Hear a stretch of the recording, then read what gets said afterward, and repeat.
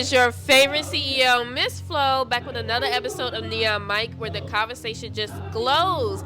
I am here at Artemis for the Aggro Tour, and you know what I have with me right now? I have Bitter Tits. That name is certainly a conversation starter. I was like, how did you guys come up with that? Well, we were having trouble coming up with a name for a long time and just going through all this stuff. And he didn't want to be offensive and say bitter tits to me. So he was like, bitter bits? And I was like, do you mean bitter tits? And then he was like, you said it. So I was like, okay, well, there we go. That's mine. Okay. Well, that's fair. And it's like, you know what? You're like, I'm not about to be labeled as the chauvinist. Doghouse, you know what I mean? Right. I get it. That was smart. I get that. And so it's like, so far, you just got through performing, which is absolutely amazing. And I gotta say, first, I love your outfit because it kind of matches my nails a little bit. Oh my God.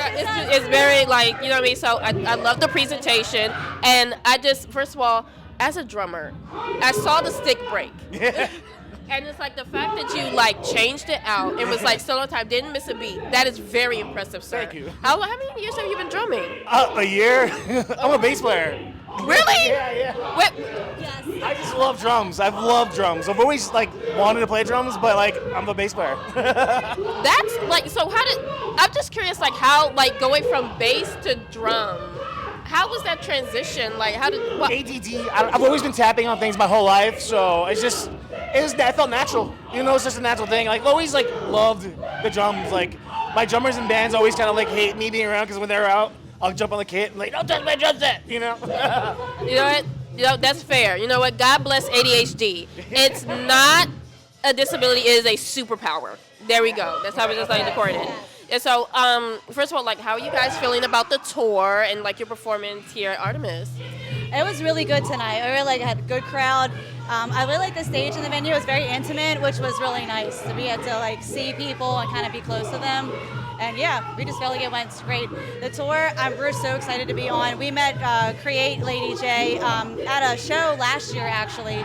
She came and didn't even want to come out that night and then met us, and then we started talking, and you know, we helped her a little bit with the tour, and then she ended up graciously having us on. So we're going up. We started at Morrisburgers yesterday, and we're going all the way with her to New York. Oh, wow. So you just like performed last night too? That's like, what? How are you guys feeling? Like, how are you keeping your energy up as like you're like traveling and performing? A lot of Red Bull and sleep, and we're getting a little older now, so we try to do like nutrient things, take our greens every day, and protein. Mushroom coffee, you know. Sleep, definitely sleep. Sleep's a must. Oh yeah, stretch, water, you know. Staying healthy, you know what I mean? Because like you guys are like staying like at the midnight hour and things like that, and like moving about. So it's like you really got to take care of your body as you are like delivering it, because like you were rolling on the floor, you were giving face and facial expressions like on the drums. So it's just like, I get it, and I'm glad that you guys are really taking care of yourself, because like you're going to like New Jersey, New York. It's coming up here. Yeah, the next 2 days are New Jersey and then New York at Game Time Sports Bar in South Jersey, I believe, and then the Hard Bar in Brooklyn, New York. Oh, yeah, you guys are going to be like through it, and I hope that you have the much success on the tour. And then it's like, as you are like experiencing this wonderfulness of being like in with the people, it's just like, how did you guys start as a band? Like, how did you two connect? Well, actually, we met through our mutual friend Michelle back in California, like years ago, over 10 years ago, and he's been in bands and I've been in stuff. Then we finally actually got together and then started playing, and then we just formed this. We started writing lyrics one day and boom, took off. Oh, wow. So you guys are coming like all the way from the West Coast onto the East? She's from Baltimore. I'm from California. Oh, okay. All right, East Coast, West Coast. And it's a beautiful connection, and we can see that for sure. And it's like, you guys, first of all, I love the cover that you did on Daria, because like that was my show growing up on MTV. And I was like, as soon as I heard it, because I had just finished another interview, I was like, oh my God, I got to see like who is like playing that. It was like, it just brought so many memories, because like that's like one of the characters like I identify and love so much like as a child. So it's just like, how did you connect with the show? I related to Daria a lot, but then a little bit of Jane, because I was always like artsy and stuff like that too. But like I was so like just realistic growing up, and a lot of kids around me weren't, and I just didn't connect socially with them, so that was very hard. And then I got older, and then yeah, it got a lot easier, but definitely huge influence on my life. And we get the most reception from that song a lot too as a cover. Like everyone can relate, as you can say, like everyone can relate to her at some point. Oh yes, because it's just like. It's Dario, so. Are you like for real? Are you Yeah, for serious? real, but it's Dario. That's his connection. That is like wow. It's like you were meant to do that song. Like it just was like it's very like I think it was like Daria in the show is like very punk and it's like very rebellious and I think it really speaks to like how teenagers really feel and who they are. They're not just like crazy all over the place. It's like they're well thought out and often like misunderstood. And I feel like with your music, it really like resonates with that. So it's like I'm glad that you guys were like able to do that cover. And speaking of which, which one of your songs like you feel makes you glow the most? I would say Dare, because that it's just a fun song all over. It's relatable. Sometimes we think, we like ourselves better on drugs or through a mask or through being somebody else on the internet or whatever it is. Sometimes we feel more comfortable that way. But hey, and if you try and you fall off, there's another wagon will be rolling through for you to hop back on and try again. Never give up. And I get that. Is that the same for you? Do you feel about like Dare, or is it like another song you feel like makes you glow? I love Dare because I love playing ska and reggae music, and so we get to do a little bit of that beginning of that song, and again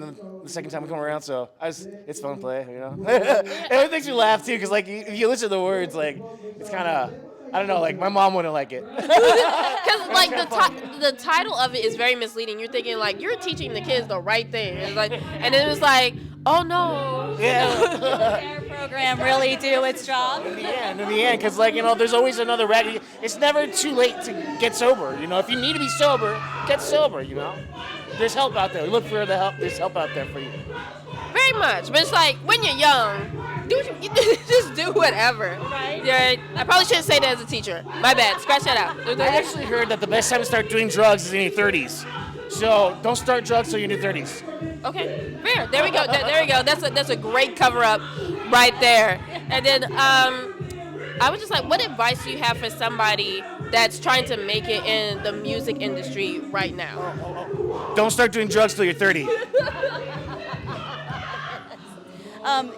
Get out there and show up. Like we have played shows to no one, and we just continue to do it. We play shows for a lot of people in the audience, but really just waking up every day and just showing up for it, and the opportunities will present themselves. Make connections.